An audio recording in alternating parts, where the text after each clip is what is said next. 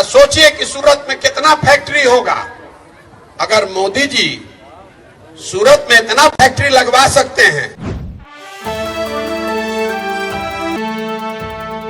प्रशांत किशोर कई मुद्दों को लेकर लगातार बीजेपी पर हमला बोलते रहते हैं। नमस्कार, मैं रिंकी वाजपेयी, आप देख रहे हैं डीएनडे न्यूज। वहीं शुक्रवार को उन्होंने वैशाली में रोजगार को लेकर पीएम नरेंद्र मोदी पर जमकर हमला बोला। बने दीक्षांत का चैनल पार्टनर और अर्न करे लाखों रुपए प्रति महीने। चैनल पार्टनर बनने के लिए विजिट करें www.dikshans.com। जन स्वराज पदयात्रा के दौरान वैशाली के गोरोल में एक सभा को संबोधित करते हुए चुनावी रणनीतिकार प्रशांत किशोर ने शुक्रवार को कहा कि पीएम नरेंद्र मोदी सूरत में इतनी फैक्ट्री लगवा सकते हैं तो क्या वैशाली और चंपारण में 2-4 फैक्ट्री नहीं लगवा सकते। यानी उनका कहने का मतलब ये था कि सूरत में उन्होंने बहुत सारी कम फैक्ट्री लगवाई है नरेंद्र मोदी ने, तो क्या बिहार के वैशाली में ऐसा नहीं कर सकते हैं। देश में ऐसा कोई बिजनेसमैन है जिसको नरेंद्र मोदी बिहार में फैक्ट्री लगाने के लिए बोले तो वो मना कर सकता है। लेकिन नरेंद्र मोदी बिहार में फैक्ट्री इसलिए नहीं लगवा रहे क्योंकि अगर वो फैक्ट्री बिहार में लगवा देंगे तो पूरे देश में 15,000 में मजदूरी करने वाले 2 करोड़ मजदूर कहां से मिलेंगे। प्रशांत किशोर ने कहा कि आज बिहार में लोग बाइक, कार, टीवी नहीं बना रहे।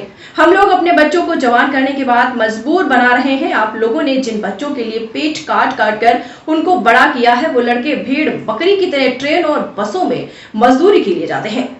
आपको खुद समझना पड़ेगा कि बिहार की जनता से नेताओं को कुछ काम नहीं करने का डर है। आपको बता दें, नरेंद्र मोदी बिहार के लिए कुछ भी नहीं कर रहे हैं, ना कुछ करने की सोच रहे हैं।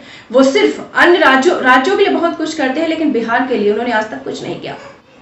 आगे चुनावी रणनीतिकार ने कहा कि नरेंद्र मोदी के प्रधानमंत्री बनने से बिहार का विकास हुआ है या नहीं, इस बात को छोड़ दीजिए। बिहार के बच्चों को रोजगार मिला है या नहीं, इस बात को भी छोड़ दीजिए।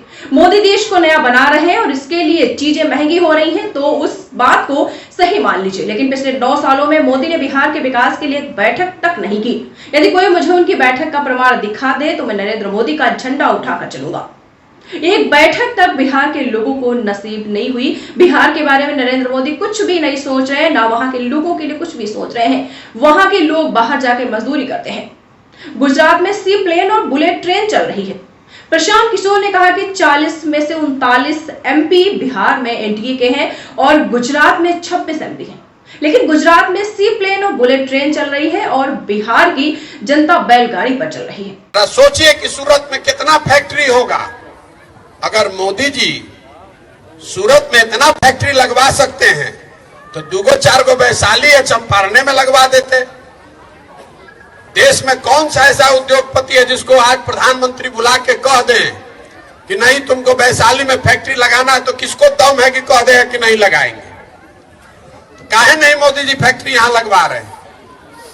अरे आपको ये समझ में नहीं आ रहा है। अगर फैक्ट्री यहां लग जाएगा तो 15,000 रुपया में 2 करोड़ जवान मजदूर मिलेंगे कहां से। पूरे देश में हम लोग मोटरसाइकिल, कार, फ्रिज, सीमेंट, छड़ नहीं बना रहे हैं। हम लोग खाली बना रहे हैं मजदूर। जवान लड़कों को आप पेट काट काट के पाल पोस के बड़ा किए।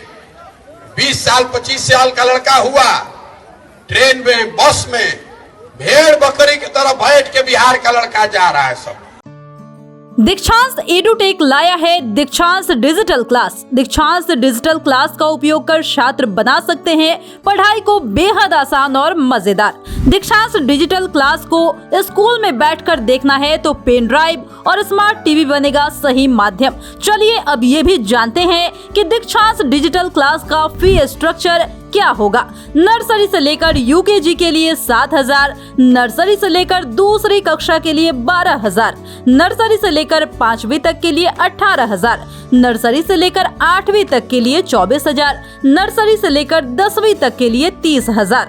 अगर आपको डेमो करना है तो उसके लिए आप दीक्षांत डिजिटल क्लास के यूट्यूब चैनल को विजिट कर सकते हैं। हमारे यूट्यूब चैनल को सब्सक्राइब और फेसबुक पेज को लाइक करना ना भूले। धन्यवाद।